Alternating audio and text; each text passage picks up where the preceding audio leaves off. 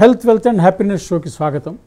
ఈరోజు wealth economics అంశాలని చర్చించడానికి మనతో పాటు పబ్లిక్ అడ్మినిస్ట్రేషన్లో కొన్ని సంవత్సరాలుగా చాలామంది ఐఏఎస్లను తయారు చేసిన డిఎం రవికుమార్ గారు ఉన్నారు. నమస్కారం రవి. నమస్కారం.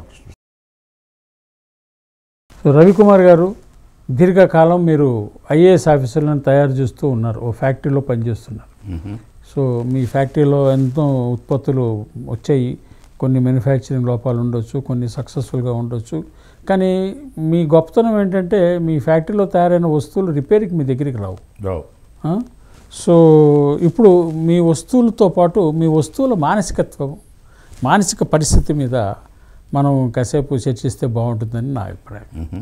ఎందుకంటే కేంద్ర ప్రభుత్వం, రాష్ట్ర ప్రభుత్వాలు అన్ని బడ్జెట్ సెషన్కి దగ్గరలో ఉన్నాయి. అంటే ఇప్పుడు నుంచి బడ్జెట్ వాతావరణం మొదలవుతుంది.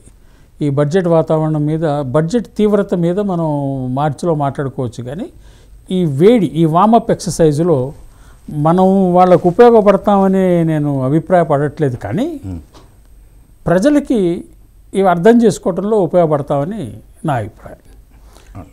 ఇప్పుడు public expenditure versus economy of the state ఎలా ఉంటుందని మీ అభిప్రాయం? ఎలా ఉండాలని, ఇవాళ ఎలా ఉందని? సాధారణంగా గవర్నమెంట్ ఏదైతే ఉందో it is the engine of development. ప్రథమంగా గవర్నమెంట్ చేసే పనుల ద్వారానే మ్యాక్రో ఎకనామిక్ యాక్టివిటీస్ కానివ్వండి, లేకపోతే స్టేట్లో కానివ్వండి, ఎకనామిక్ యాక్టివిటీ పెరుగుతుంది. చాలామంది ఇప్పుడు కీనియన్ థియరీ తీసుకుంటే మీరు యూ ఫైండ్ దట్ తను ఏమంటాడంటే ప్రైవేట్ ఆపరేటర్ ఉన్నా కూడా మిక్స్డ్ ఎకానమీ, ప్రైవేట్ ఆపరేటర్ ఉన్నా కూడా government should be the operator, private investor, government should be the operator. So ఇప్పుడు ప్రైవేట్ ఇన్వెస్ట్మెంట్ ఎలా ఉన్నా సరే గవర్నమెంట్ ప్రొవైడ్స్ ది డైరెక్షన్. ఇప్పుడు పబ్లిక్ మనీకి వచ్చేటప్పటికి government is the major source for public money and public investment. So అందుకోసం ఏంటంటే government gives a certain directions to the economic activity so that private investment can get in to that. That is the actual way the operation should go on. But sometimes what happens is that market becomes more dominant. When market becomes dominant, then the government expenditure will not show that effect. This is what is my opinion. అంటే గత 20-30 సంవత్సరాలుగా కనుక గమనిస్తే 30 సంవత్సరాల క్రితం భారతదేశ ఆర్థిక విధానానికి ఇవాళ ఆర్థిక విధానానికి బోలెడు వ్యత్యాసం ఉంది. ఆ రోజున మీరు అన్నట్టుగా government was the director for the economic activity in the country. ఇవాళ ఏమైపోయిందనంటే public expenditure on health and education మినిస్క్యూల్కి పడిపోయింది. ఇది పడిపోవటం వల్ల ప్రైవేట్ ఆపరేటర్స్ హెల్త్ అండ్ ఎడ్యుకేషన్లో చాలామంది వచ్చేసారు. రైట్. ఇవాళ ఇవి రెండు సెక్టర్స్ ప్రజలకు ఉపయోగపడే సెక్టర్స్. ఈ సెక్టర్స్ని ప్రభుత్వాలు వదిలేయటం కరెక్టా? ఈ ఫినామినా ఎక్కడ మొదలైందంటే when the bureaucracy has become expanded. Bureaucracy ఏదైతే ఉందో అది ఎప్పుడైతే ఎక్స్పాండ్ అయిన తర్వాత it started taking major chunk of the resources of the government. దానికోసమే మనం పబ్లిక్ ప్రైవేట్ పార్ట్నర్షిప్ అనేది మళ్ళీ రిసర్క్యులేట్ చేసాం. దాంతో ఏమవుతుందంటే major areas which are there they are given to the private sector so that government can focus on crucial sectors. But what is happening nowadays is that reality is not happening. And ఇంకోటి ఏం జరుగుతుందంటే third tier of government has come in to play. For example regulatory agencies మీరు అన్నారు, health కానీ, లేకపోతే for example insurance కానివ్వండి, banking కానివ్వండి, you find that the third tier is becoming more powerful. Government policy is not really, it is there but it is not really being seen in effect. ఇప్పుడు third tier అంటే ombudsman కానివ్వండి, insurance regulatory authority కానీ, అట్లా హెల్త్కి కూడా regulatory authority కింద NMC ఉంది.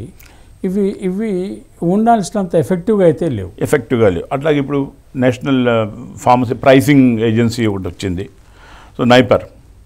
So what is happening is that there should be a more focus on this also, because what is happening is ఇప్పుడు ఉన్న పరిస్థితుల్లో health is declining, maybe because of the environmental conditions, increased pollution, maybe the food that is being done, the production of food grains and etc. that's going on. Nowadays you find that many people are moving towards organic foods and other things. There is a tendency, there is a realization among people that what we are eating is not healthy. If you say people are moving towards organic is any time costlier than the regular food. Yes. So people have got money towards to spend on food. Yes. So that means that, you'll have to increase the demand, supply. No. First and foremost, we should understand that the economy is growing, which is able to provide sufficient money into the pockets of people to seek the same food at a costlier price. Isn't it a positive phenomena? No, because I don't think they are seeking the same food. See, there are several sections in the society which are not going towards organic foods. No, a section is going. One section which is What affluent, should be the percentage of that? maybe 2%, 3% of the society. So this is called niche market. Huh. అంటే 2% మంది వాళ్ళని మనం ప్రామాణికంగా తీసుకోలేం కదా. So majority ప్రజలకి ఇంకా భోజనము తిండి అనేది చాలా కష్టమైన పనిగానే అనిపిస్తుందా? అది కష్టమైనది, ప్లస్ దాంతో పాటు ఏంటి అని అంటే getting the right food is also a problem.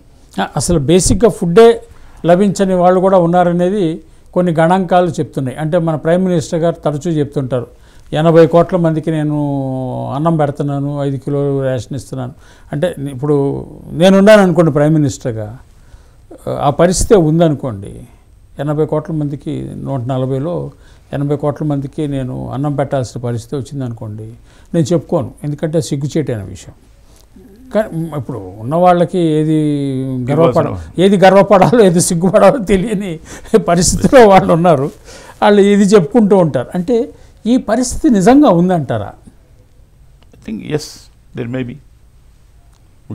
Definitely ఆ పరిస్థితి కనుక ఉంటే నేను $3 ట్రిలియన్ ఎకానమీ అవుతా, $5 ట్రిలియన్ ఎకానమీ అవుతా అంటాం ఎంతవరకు correct? See, I think when we are talking about $3 trillion, $5 trillion economy, the thing is that we are taking only the cream of the society into consideration, not the entire society.